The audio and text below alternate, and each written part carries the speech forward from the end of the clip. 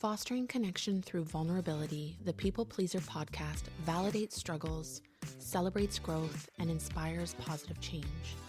Together, let's embrace authenticity, challenge patterns, and evolve with compassion.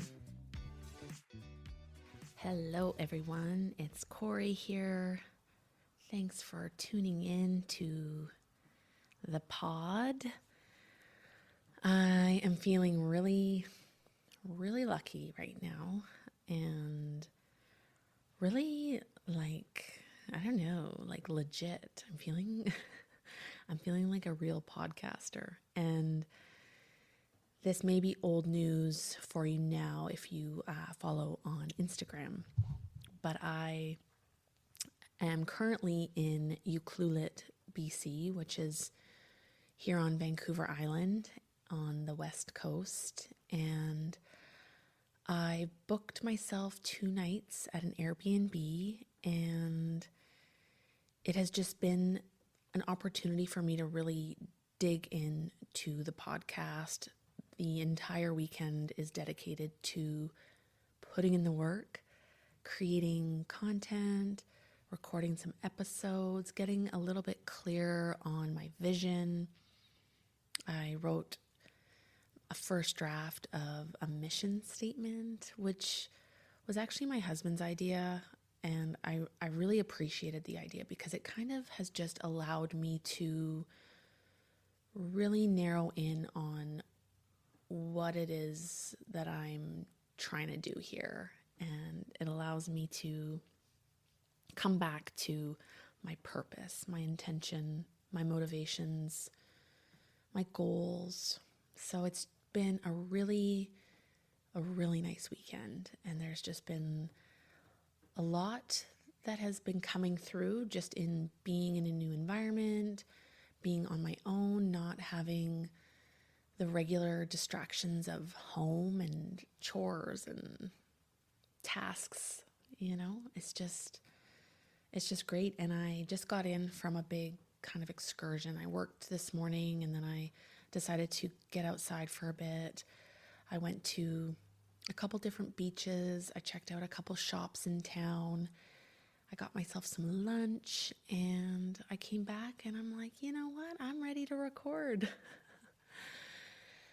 And I wanted to share a people-pleasing experience that I've had while being here, and it's a familiar one. This is not the first time I've noticed these patterns in myself, and it has to do with being somewhere, like being a visitor somewhere, like not being from the place I'm in. And for whatever reason, I have always wanted to just fit in.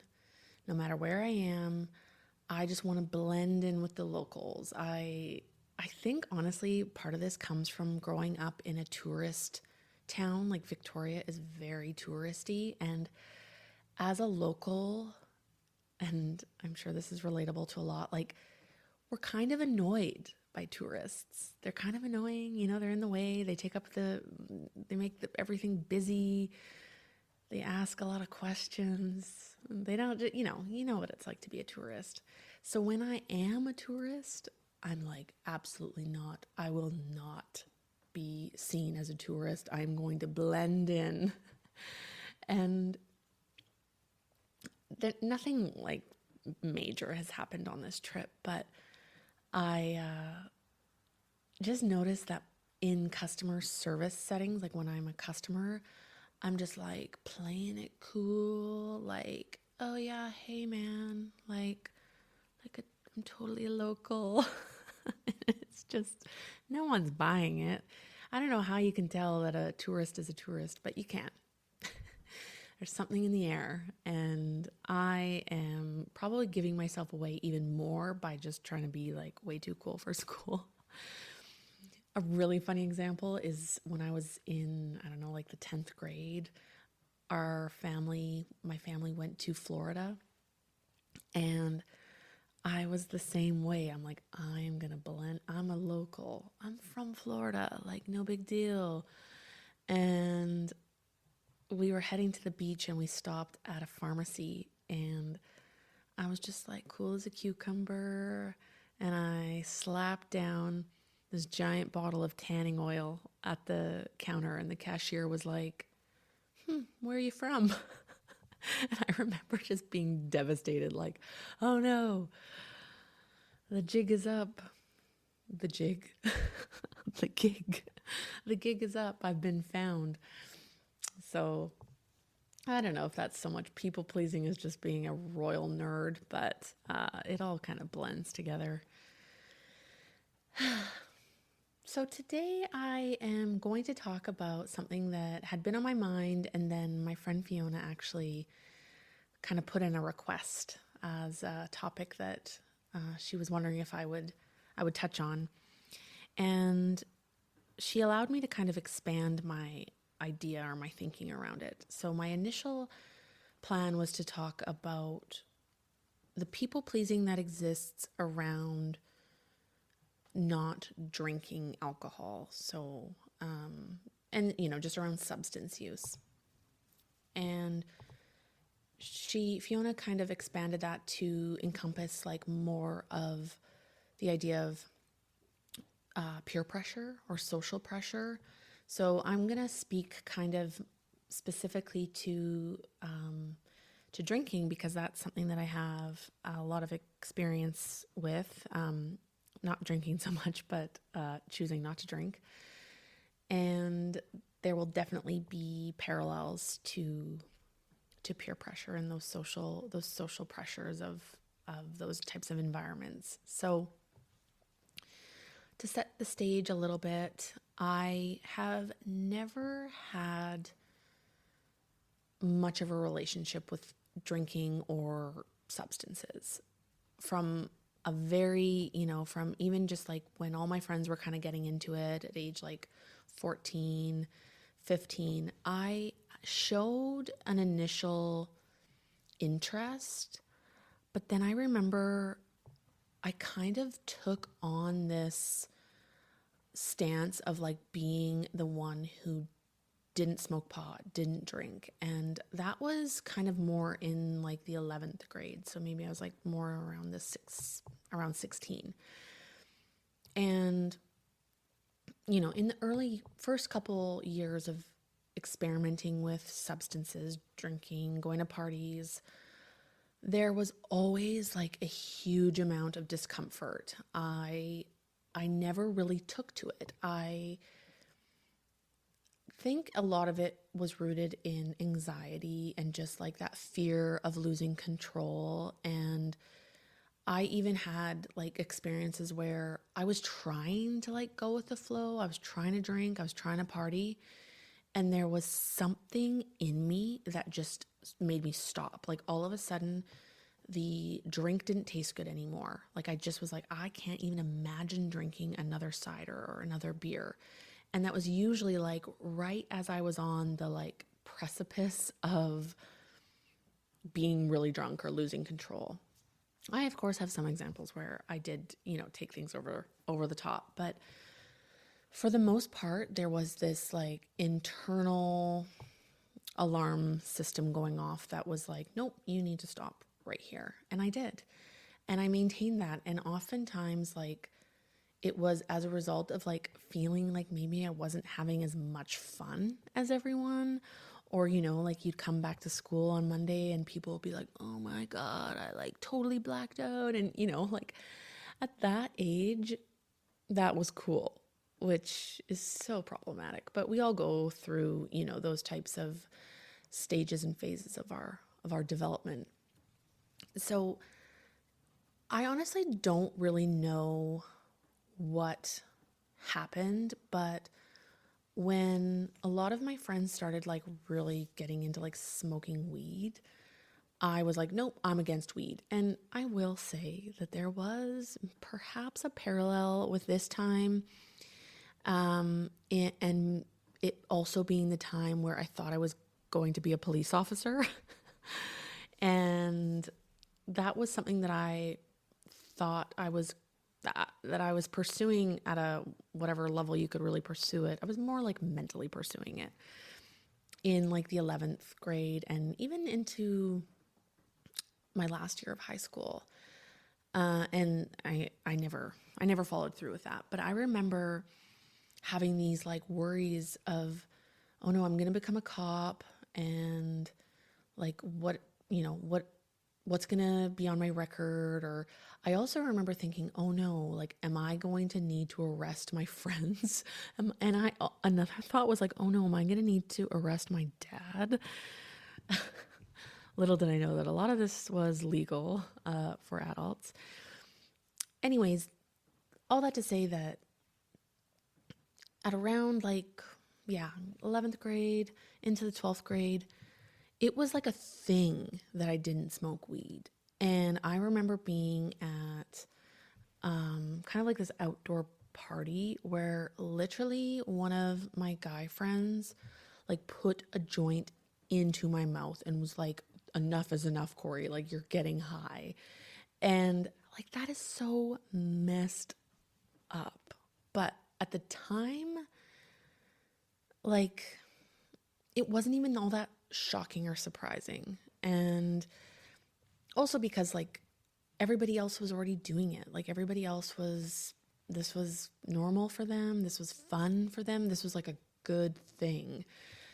And so I remember those early years just being like really morally challenged in my brain of like, I don't really like this, but I'm doing it to fit in. And I definitely had uncomfortable experiences with the surrounded substances. And I mean, several years went on, like into my adulthood, like I definitely got into like the party scene, the club scene. But even in those days, like there was still that internal alarm bell going off, just being like, okay, Corie, like easy does it. You don't want to go too far. And I was telling my husband this, and he was laughing, and he's like, that's because you're normal.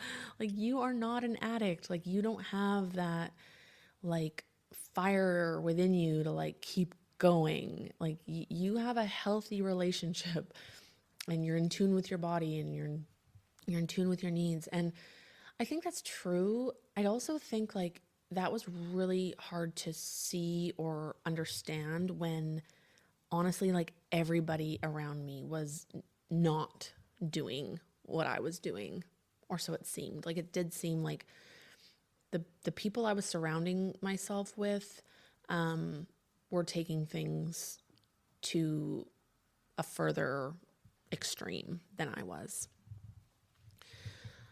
So yeah, like you can kind of hear from just what I've shared so far, like a lot of the drinking I did was out of this like sense of like fitting in, peer pressure, like not wanting to be different, wanting to have these experiences that my friends were having, wanting to have the fun they appeared to be having, wanting to be just like go with the flow, like laid back about it, not such a stickler or just, like a poor sport or, whatever you want to call it.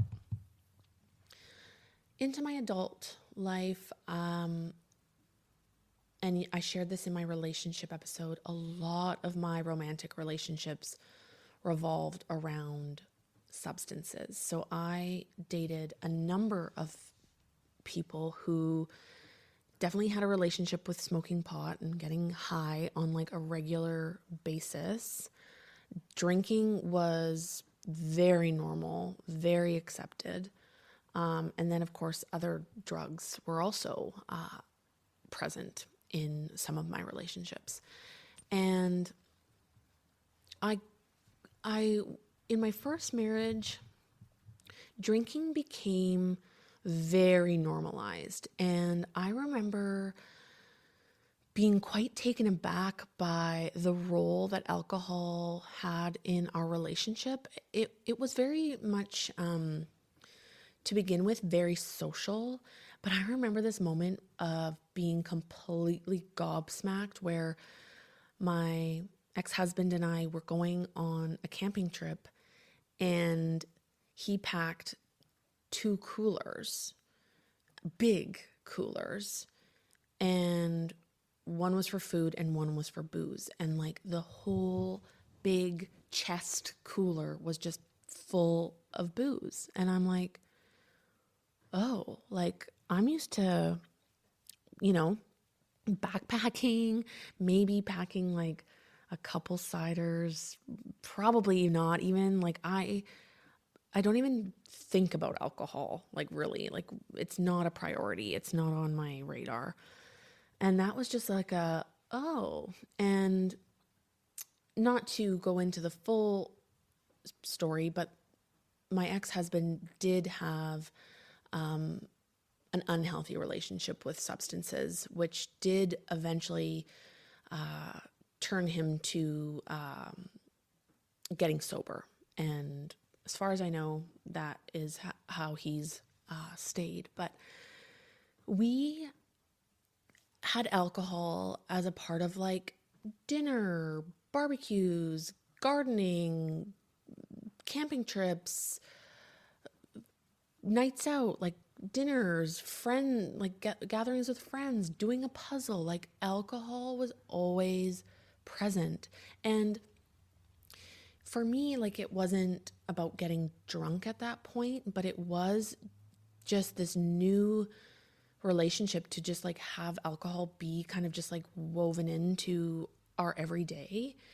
And I remember so vividly like just those feelings of like doing everyday tasks like making dinner or folding laundry or gardening and having like a buzz and just feeling like so uncomfortable that like I was kind of not fully in control. And so this is just obviously, my experiences with drinking, but it's really to paint a picture that drinking was never really my friend. And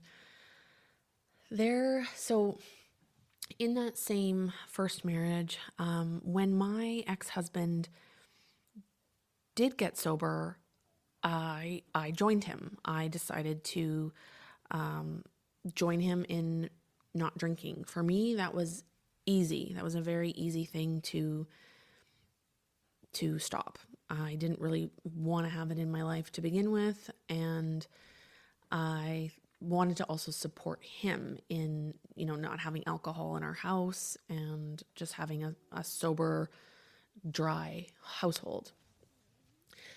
But I do remember like before he got sober and before I kind of put an end to my drinking, there was a Christmas in that relationship or it was like Christmas season. It wasn't actual Christmas.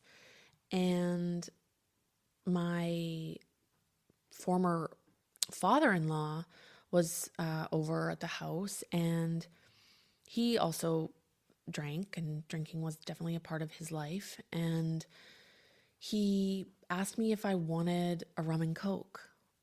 And I cannot tell you how little I wanted a rum and coke. Like, honestly, that is probably if I were to choose an alcoholic drink, that would be very last on the list. I can't think of a nastier drink. And if that's your favorite drink, I apologize. But for me, I'm like, I would rather just straight rum, or I'd rather just straight Coca-Cola. So anyways, he offered me this drink, and even though, as I just stated, it is the absolute last drink that I would ever want to consume in my life, I said yes. So he poured me a drink, and I took one sip of it, and I was like, there is no part of me that wants this. There's no part of me that can actually even physically consume this. And I took that sip, and of course, you know how like the alcohol all kind of floats to the top. So it's just like, and he was kind of preoccupied. I don't know if he's like watching something on TV or something. And I walked with my drink into the kitchen and I poured it down the drain. And it was at that moment that I decided, and this was like my first boundary that I internally created around drinking. I decided I was never going to drink something that I didn't like. Because there were alcoholic beverages that I'm like, oh, this is, a cute cocktail or a nice glass of wine. Like there were certain things that I enjoyed the taste of, but there was no longer a place in my life to drink things that literally made me gag. Like we shouldn't do that. We should never consume things, do things that make us like wildly uncomfortable. And so that was kind of my first step towards not drinking, was to at least cut out the things that I really, really didn't enjoy. And it felt so good to just pour that drink down the drain. Like my former father-in-law, he didn't notice, he didn't care. And I could have said no to him and he wouldn't have given a flying F word. And that's the other thing. Like it was purely just for me to be polite, not rock the boat, not hurt his feelings, like all those things. And so even though I did succumb to the people pleasing in that moment, at least I can say that I snapped out of it and didn't like continue to suck back that drink and, just go along with it. My life has been so much easier without the presence of alcohol. Just, from a more like emotional place. My husband, Brian, doesn't drink. Alcohol has no part of our life at all. And that feels like between the two of us, it feels really good. It feels really easy, especially because I've had such a long history of substances being a part of my relationships. So it's so nice to approach this relationship with substances never having a role. Like they just have never been there. And so that's how we met. That's how we fell in love. Like they were never a part of the equation. However, it has been a bit of a journey to like self-advocate and self-disclose that I don't drink. I haven't actually had any pushback or people like giving me a hard time about it. But I do know that like I had to build some confidence just around speaking that truth, because as a people pleaser, it could be really, really easy to, especially in like group settings, or if you're over at somebody's house, or if somebody just doesn't know that you don't drink and it's a part of their norm, or it's something that they really enjoy and that they want to share with you, it can be really hard to be like, oh, sorry, I don't drink. And that just took practice. Honestly, that's really the only advice I can offer on that, is that I just had to get really clear with myself that this isn't just a once in a while I don't drink. This is like, I don't want to drink. I just don't want to drink. And depending on the scenario, I, sometimes will explain a little bit more to people, or sometimes I will just say no thank you, or sometimes I will just order a different type of drink.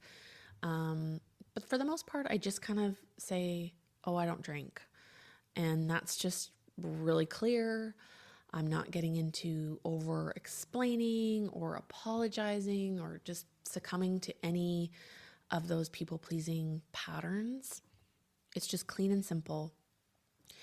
There have been moments where, I feel like I've told people, and like the next time I see them, they still ask, as if like, oh, maybe, either they've forgotten, or maybe they think, oh, maybe that was just a phase and she's drinking again. However, all in all, it's been a really easy transition. And like I said before, it has just made things really clear, like just easy. The lines are clear. communication is clear, my head, my brain, my mind is clear. And I know that like peer pressure and those types of like social pressures feel way more rampant, or just there's a lot more of it when we're growing up, like teenagers. There's a lot of social pressures and trying to fit in and trying to figure out who you are. I do still think that peer pressure and social pressure has a role in adulthood. I do just think we're better equipped to nip it in the bud or deal with it a little more efficiently. But I know that it still exists. And yeah, like peer pressure, I think I've gotten really good at like kind of the more typical peer pressure, but I do kind of think that people pleasing is in its own way succumbing to peer pressure, like doing things when you don't want to do the thing. And I just hope that like I am coming across in the world as someone who is secure in my own way and sure of myself. I'm confident. I have boundaries, and that can be challenged for sure at times. There are definitely times where I will say yes when I really want to say no. And actually, I heard, I was listening to a different podcast, and they shared something that made so much sense to me, and I am going to try to adapt this thinking, is that if somebody asks you to do something and maybe it's like a few weeks out, it's like a in the future type commitment, a really good way to think about it is, if it was tomorrow, would you want to say no? So say someone's like, hey, here's a real example. Do you want to dog sit in June? If I were to imagine that dog sitting was happening tomorrow and my gut feeling is to say no, then I should just say no. Because if I don't want to do it now, I more than likely will not want to do it in 2 months. So that was a really great framing of things for me, to just be like, okay, because I can be that person too when it comes to like, people seem to come to me and ask for certain things because I've created a little bit of an expectation around my availability or my flexibility. And it's no fault of theirs for asking, especially when 9 times out of 10 I say yes. But if I would say no tomorrow, I should say no no matter when it's happening. So I liked that. I know that peer pressure played a huge role. And actually, I can speak to peer pressure that exists for me now. And I think this is something that a lot of us come up against. And when you're a kid, like you're kind of in a group of friends, like especially in high school, there's kind of like a group of you, and you're kind of comparing yourself to that group, or the kids in your grade, the kids in your neighborhood. Like there's for me, like growing up in the 90s, like that was it.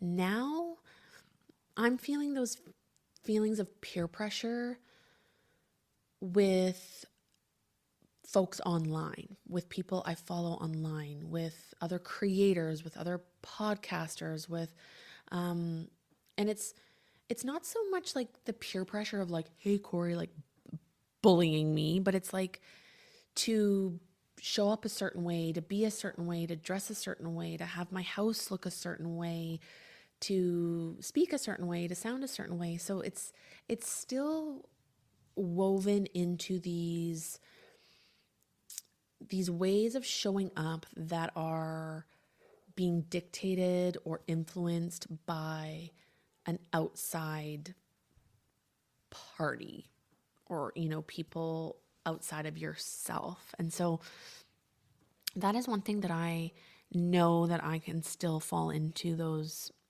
patterns, especially when it comes to like, I'm such a sucker. Like you can influence me. You influencers, you can definitely influence me. But I've noticed that it's not like across the board just with anything. But if it was like about like more of like a gut health, supplements, healthy lifestyle, those types of like influences, I will definitely be like, I need to have this and this will make my life better. So that's sort of where my relationship with peer pressure is now. And I am kind of wondering, like, are influencers and like content creators like the new like cliques, like the new bullies of like show up this way or else? That's kind of an interesting thing to think about. Because yeah, I mean, obviously now in my life, like if someone is shitty to me, like they don't have a role in my life. They don't have a place in my life. That I think I'm getting way better at figuring out and handling and having boundaries and really being intentional with who is in my life and yeah, like whose opinion do I really value and listen to, and like feedback. Like there's only a few people in my life where I'm like, you know what, just give me completely unsolicited advice or feedback. I trust you. I trust our relationship. But a lot of that now comes from within, and that's not always the case. I certainly don't want to come across as like someone who is just confident in myself all the time. I definitely struggle still. But if I think about 17-year-old Corie compared to 37-year-old Corie, I have come a really long way. I think that's where I'm going to end things. So yeah, peer pressure, substance use, like drinking, it's all in there, folks. And I would be really curious to hear your thoughts on, your relationship with substances and drinking and maybe those social settings. I'm also really curious, like, if you feel that, social media plays a role in peer pressure these days. That would be a really cool thing to unpack. All right, that's it for now. Once again, this is Corie with the People Pleaser Podcast. Thank you so much for your support. And if you did like what you heard, please consider leaving a 5-star rating and a review on either Apple Podcasts or Spotify. You can find daily content from me on both Instagram and TikTok. Both handles are at peoplepleaser.pod. That's at peoplepleaser, all one word, .pod. Thank you so much for listening, and I will catch you on the next episode.